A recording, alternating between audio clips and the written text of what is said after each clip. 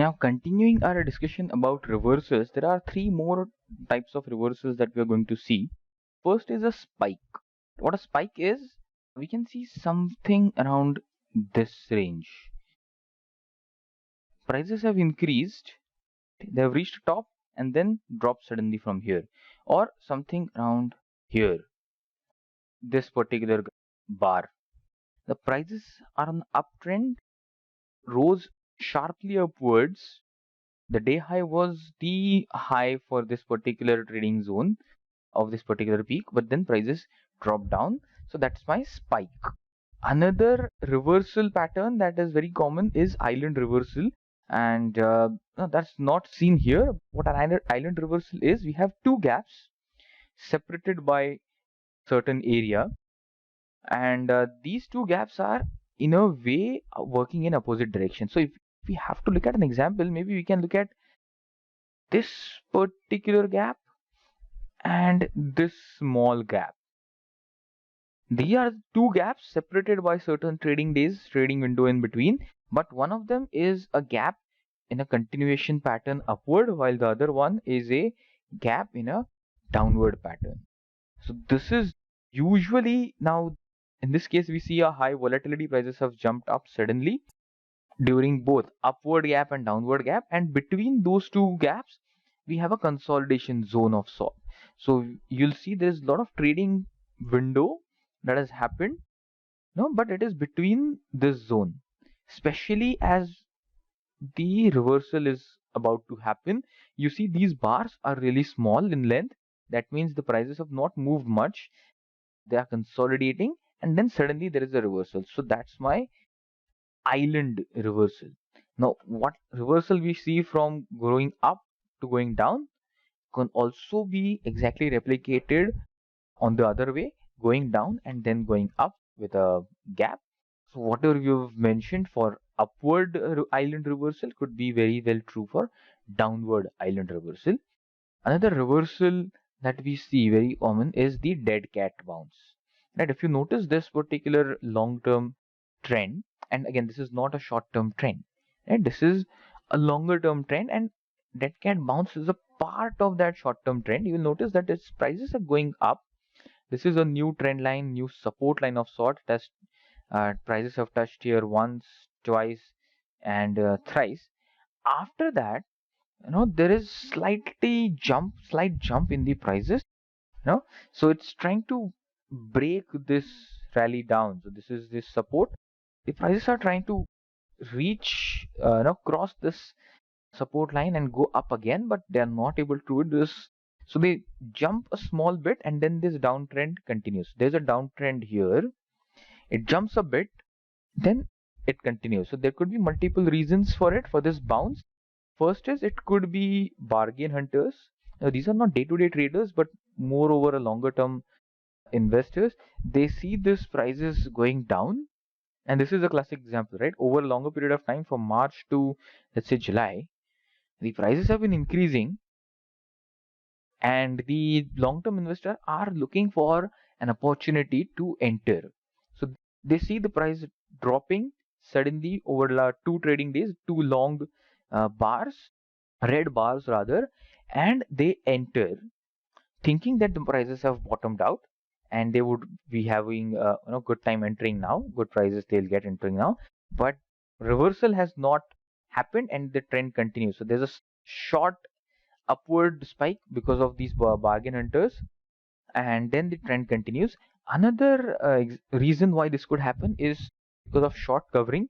Now especially in this case, you see 2 days where the prices have dropped suddenly, so the traders who did not get a chance to move to close their short positions between these 2 days would be trying to cover their short positions, and that could be the activity driving up prices for a short while.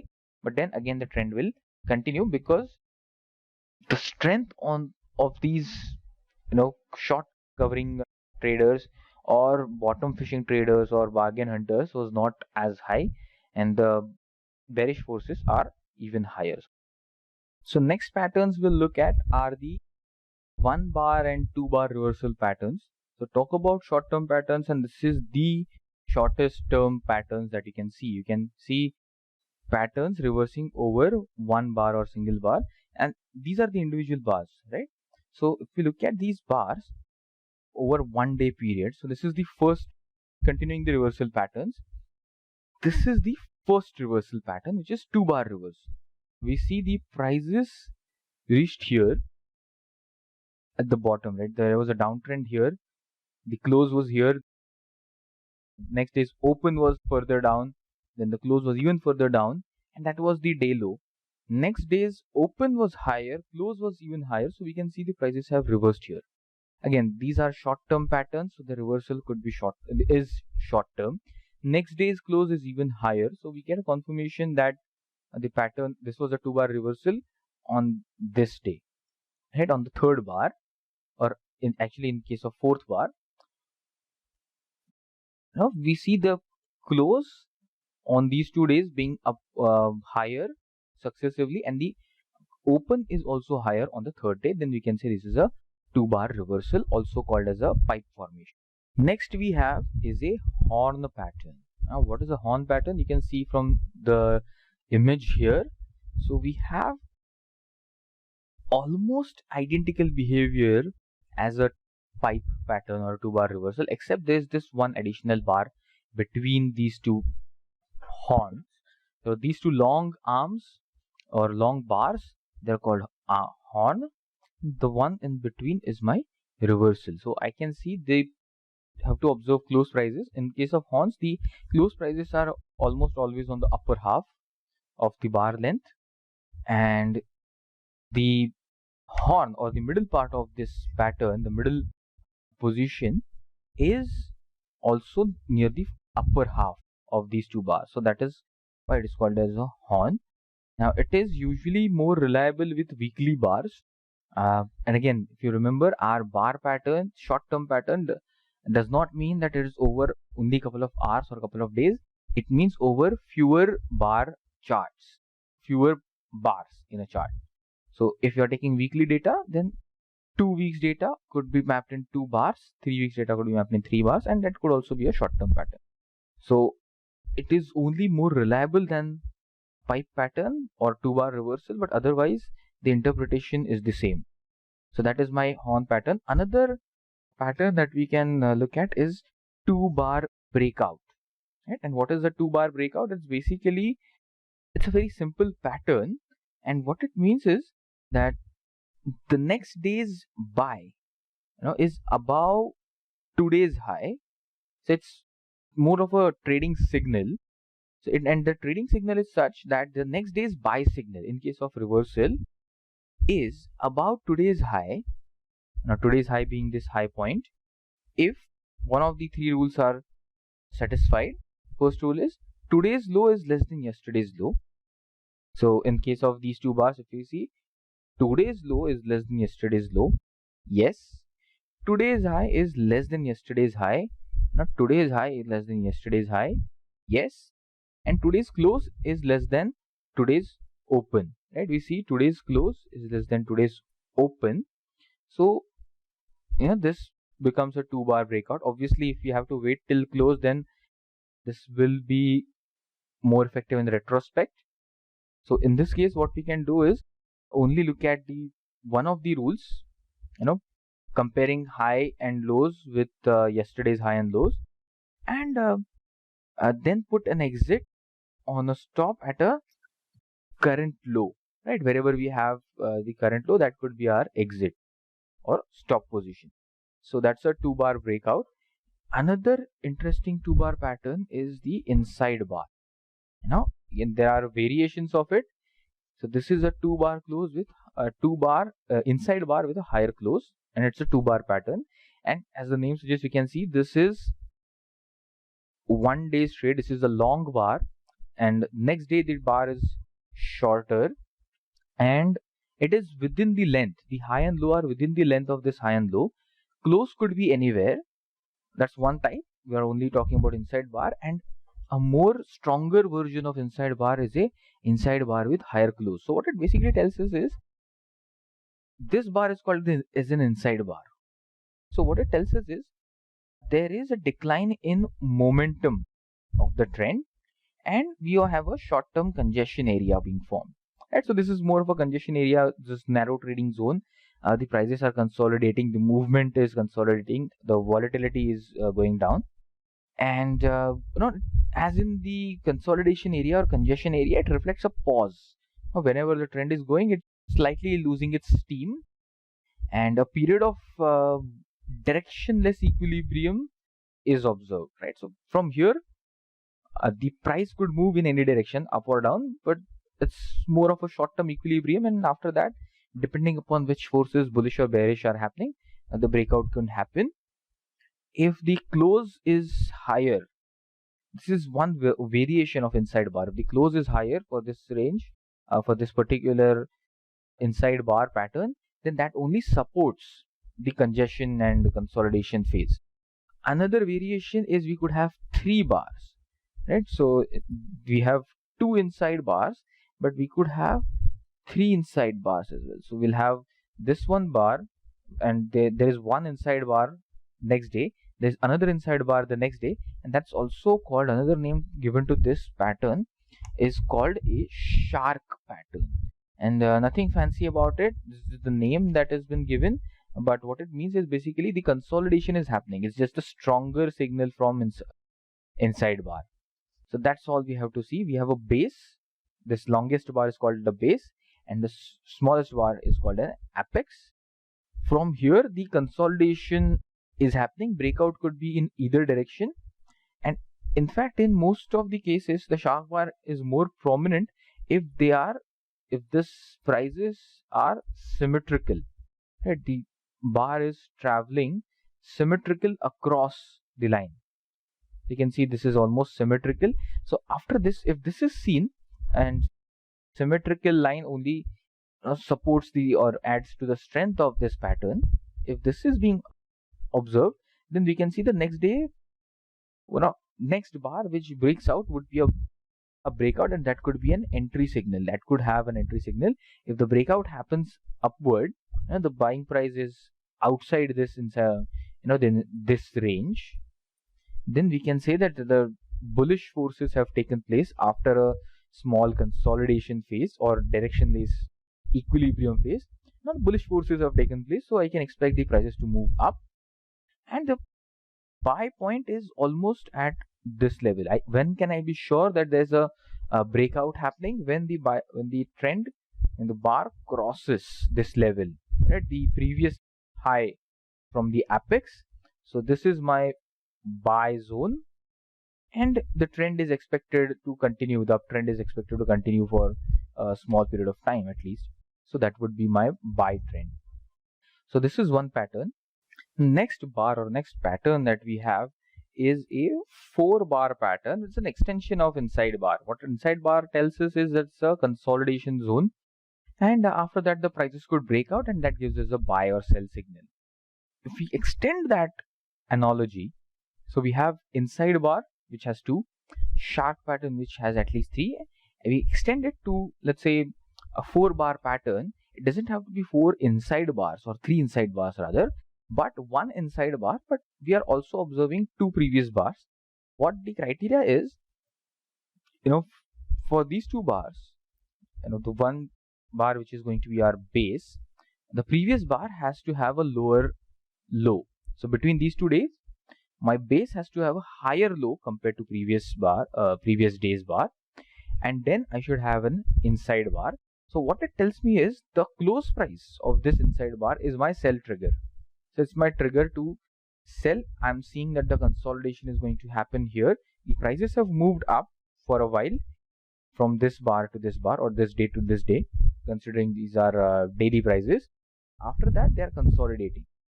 So here I can close my position. If this was an uptrend, then I can say this uptrend has lost steam here. The forces are almost equal in equilibrium now. So I can sell here and book my profits and exit from the trade, right? Consequently, if I'm entering into a short position, then also I can use it as a sell trigger and expect the prices to go down from here, because it's a reversal pattern. So prices were on an uptrend till here. This is my consolidation. I enter into a short position here by selling. and then prices are expected to go down, so I can purchase at a lower price. Again, the buying pattern or the buy price to cover this short sell would be similar to the length of this bar, so somewhere around this level, this third day T minus 3 days low. It's not a wide range, it's a very short term pattern, and it has to be acted very quickly. Now there are other patterns, of course. Just like there are inside bar, there is also an outside bar, right? So if we have to draw it, I can draw day 1 bar like this, and day 2 bar could be like this. So it's an outside bar, so we have higher high and lower low. What it basically tells me is that this is a wide range bar. So what it tells me is that there is a higher volatility. So this could be beginning of a trend, or it could be a false signal. We'll have to wait till the next day's trading follows, but it basically indicates that this is a higher volatility. Volatility is increasing, the prices are moving in and out, or rather higher and lower within the trading range. Another pattern is called a hikake. That is a Japanese term, and it's a pattern related to inside bar. Now what does inside bar, what the pattern tells us is, we don't need to look at it in a detail, but just for the information, it's a false signal. So when the inside bar fails, for example here we see 4 bar sell pattern, the expectation is this is my sell price, and the trend will be reversed here on a downtrend. Here uptrend would be observed, so uptrend was observed from here to here, will be reversed here. If that does not happen, if the uptrend continues from here, then it will be called as a hikake or a false signal, right? Hikake is just a Japanese name for this inside bar false reversal. There are multiple other short-term patterns. We will not be looking into all of them. We've looked at most of the important patterns for short-term. There are few other patterns which can be looked at in the short-term, and these are called volatility patterns. Now, volatility patterns are just extension of inside bars and outside bars. There's looked at slightly longer period, let's say 4 bar patterns. If we see the length of the bars decreasing, right? So this bar is longer, this bar is shorter, this bar is even shorter or narrower. So if the bars are narrowing, they don't have to be inside each other, they could be outside the zone, but their length is narrowing, then we can see that the volatility is decreasing. Especially we'll look at a good time period or a standard period to look at these volatility bars is 4 days period. So if over 4 days period, if my length of the bar is decreasing, then I can say that my volatility is decreasing. On the other hand, if my length of the bars is increasing, then I can call that pattern as a wide range pattern or a increasing volatility pattern. Another way to look at it, or another indicator to capture volatility, is the VIX index. Right? VIX is basically sentiment indicator about volatility. So when the market is bottoming, VIX is usually high because investors are anxious. On the other hand, when market is topping, VIX is usually low because indicators are usually complacent. So basically it's when the bar length is higher, my VIX indicator value would be higher. When the bar length is getting smaller or narrower, my VIX indicator value would be lower. It's usually available as a common indicator, as a ready-made indicator in a lot of technical analysis websites which allow you to draw patterns and charts on the live data. So VIX indicator is an important indicator about market sentiment, and could be used to understand what are the trends or reversal trends in the market as well. Next table, it is just a summary of all the patterns that you have seen. Some of the patterns you have seen, some of the patterns you have not seen. What is important is their interpretation. What do they represent, and what is their accuracy of prediction? Whether this is a reversal or continuation pattern, how many times it does follow that. For example, how to look at this table is, let's say 3-line strike pattern. Now this is a bar pattern What it means is that it's an indicator of a bullish reversal. What it means is the reversal of trend is going to happen, and it's a bullish reversal. The prices are going to increase, go on upside. How many times it is accurate? 84%, one of the highest. So it means three line strike pattern is accurate 84% of times, and it will correctly indicate that the prices are reversing on an uptrend. Similarly, three line strike, we have, it can also work for bearish reversal, right, depending upon where exactly in the chart it is happening, whether it is happening at the end of bullish chart or uptrend, or it is happening at the end of downtrend. If it is happening at the end of uptrend, then it's a bearish reversal. If it is happening at the end of downtrend, that's a bullish reversal. The efficiency or accuracy of prediction is different in case of bearish reversal or bullish reversal. So that is something that we'll have to keep in mind. Three line strike is very similar to three black crows or three white soldiers. Again, bearish reversal. There are other patterns as well. Some of them you've not seen, but we can look at them from own understanding. They are not really critical for exam perspective. So the names are really funny if you look at them, because these are derived from Japanese terminologies, Japanese names, and they are really what the traders at that time have observed. So don't go into the names. What we have to make sure is we look at the accuracy percentage and what do the patterns indicate. So that is about bar chart patterns and candlestick patterns. Bar charts and candlesticks are very similar. It's just that bar charts were developed in the Western world, more focused in US, and candlesticks were developed in eastern side in Japan. Interpretation for most of the patterns is very similar. The position of open and close, or the color of the candlestick, is important in some cases, but in most cases it is not important.